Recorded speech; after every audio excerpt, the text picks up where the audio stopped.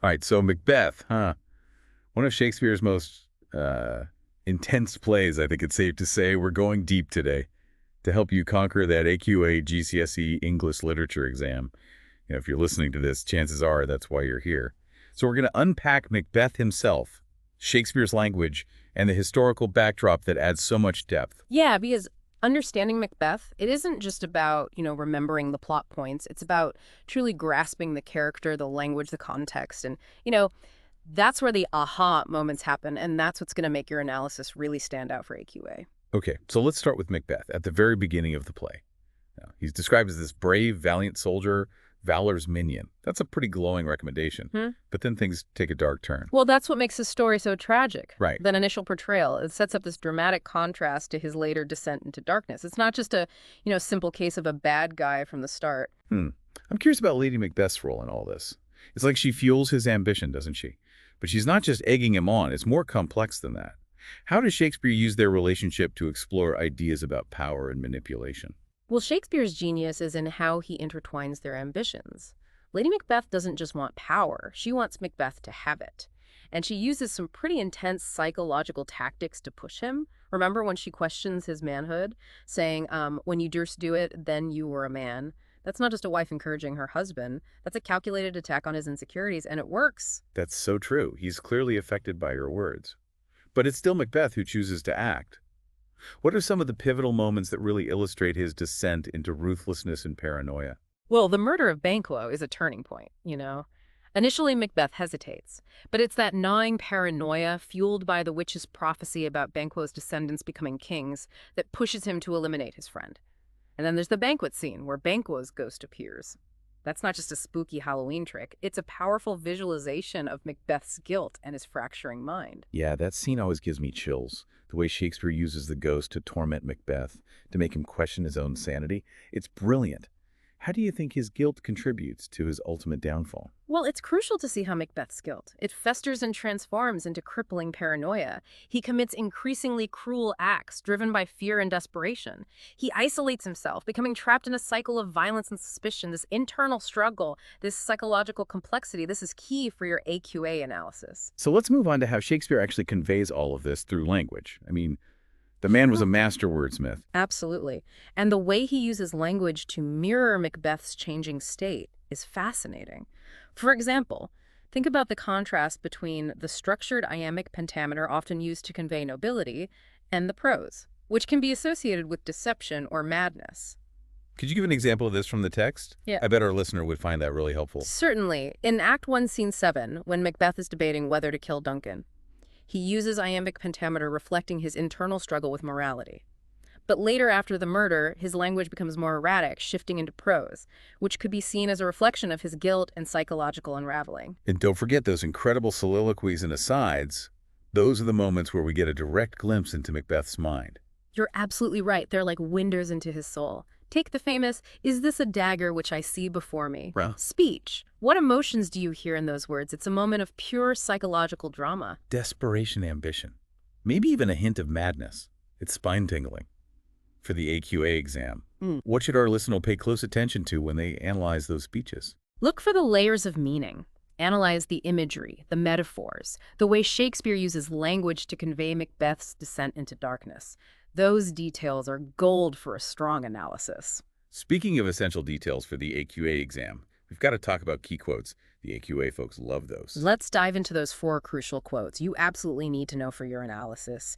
They're your keys to unlocking Macbeth's character and the major themes of the play. All right. Quote number 1 comes from Act 1, Scene 7, where Macbeth's wrestling with his conscience. He says with a chilling sense of urgency, "If it were done when 'tis done, then 'twere well it were done quickly." What's your take on that line? That quote perfectly encapsulates Macbeth's internal conflict. He knows murdering Duncan is wrong, but his ambition is a relentless force. He's grappling with the consequences, both earthly and eternal. Quote number 2 comes from Act 2, Scene 1, right before he kills Duncan. It's the iconic dagger soliloquy, and the line is this a dagger which I see before me, the handle toward my hand? It's almost like he's being pulled toward the deed by an invisible force. Yes, and in that scene, Shakespeare masterfully blurs the lines between reality and hallucination. It's a powerful moment that raises questions about the nature of ambition, free will, and perhaps even supernatural influence. Okay, on to quote number 3. Thou canst not say I did it, never shake thy gory locks at me. Mm-hmm. This one's from Act 3, Scene 4 during the banquet scene. It's a pretty desperate denial, wouldn't you say? Absolutely. It's a raw outburst directed at Banquo's ghost, highlighting Macbeth's escalating paranoia and guilt. His denial only underscores his psychological torment. And finally, quote number 4 from Act 5, Scene 5 is where Macbeth says, tomorrow and tomorrow and tomorrow creeps in this petty pace from day to day. It's his final soliloquy, and it's heavy with despair. By this point in the play, Macbeth is completely disillusioned. His ambition has led him to ruin, and he sees life as meaningless. That quote captures the devastating consequences of his choices and the depths of his despair. These quotes really do paint a vivid picture of Macbeth's journey. You can almost trace his downfall through his words.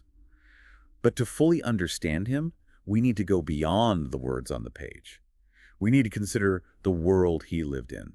So let's talk historical context. That's crucial for the AQA exam. Understanding the historical context adds layers of meaning to the play and helps you write a more nuanced analysis. So what are some of the key historical elements our listener needs to keep in mind? Well, the divine right of kings was a big deal in Shakespeare's time. This was the belief that kings were appointed by God. And to kill a king wasn't just a crime, it was a sin against God himself. Wow. So imagine how a Shakespearean audience would have reacted to Macbeth killing King Duncan. It would have been a total shock. Exactly. And it wasn't just shocking, it would have been deeply unsettling. It would have challenged their entire understanding of the world. Then there's the fact that King James the King, when Macbeth was written, was obsessed with witchcraft. He even wrote a book about it, which likely influenced Shakespeare's portrayal of the witches in the play. So the supernatural elements would have been super creepy and realistic to the audience. Right. It's important to think about how those historical beliefs shaped the way the audience experienced the play. It adds a whole new dimension to our understanding of Macbeth's choices and their consequences. It's amazing to think about how those historical beliefs would have influenced the way people viewed the play. It's like stepping back in time and seeing it through their eyes. Exactly. And speaking of societal perspectives, there's another layer of context we should consider: the expectations and norms of that era. Like, that's interesting. Tell me more about that. Well, back then, social order was paramount. Everyone had their place in society, Okay. and disrupting that order was a major no-no. So Macbeth killing the king wouldn't just have been a political crime, it'd have been a total societal meltdown. Precisely. He's not just defying a king, he's defying the entire structure of their world. Okay. And this transgression, this shattering of societal norms, makes his downfall even more inevitable. It's not just fate or witches at play. It's the very fabric of society demanding his punishment. So it's almost like the weight of society itself is pushing back against him. His actions have such huge ripple effects. This adds another layer of complexity to his character, doesn't it? It certainly does. And it also sheds light on why characters like Macduff, who rebel against Macbeth, are seen as heroic figures. They're not just seeking personal revenge, they're fighting to restore order and uphold the moral code that Macbeth has violated. They're like the guardians of society battling against chaos. Oh, This is all gold for our listener who's prepping for those AQA essays. absolutely. These insights can really elevate their analysis and show a deep understanding of the play's themes. Okay, so we've covered a lot of ground here. Macbeth's transformation, the power of language, those must-know quotes, and the historical and societal forces at play. But before we wrap up, are there any other key concepts or ideas that our listeners should keep in mind as they dive deeper into Macbeth? Yes. There's one more crucial element that I want to highlight: the theme of ambition. It's the driving force behind the entire play. Ambition, the classic Shakespearean theme. How would you say this theme plays out in Macbeth? Well, at the beginning, Macbeth's ambition is presented as a positive attribute, a sign of his strength and drive. But as the play progresses, we see how unchecked ambition, especially when fueled by paranoia and fear, can twist even the most noble intentions. It's almost like ambition is a double-edged sword. Hmm? It can lead to great things, but it can also be incredibly destructive. Precisely. And that's the complexity that Shakespeare explores so brilliantly. Macbeth's downfall isn't just about a thirst for power.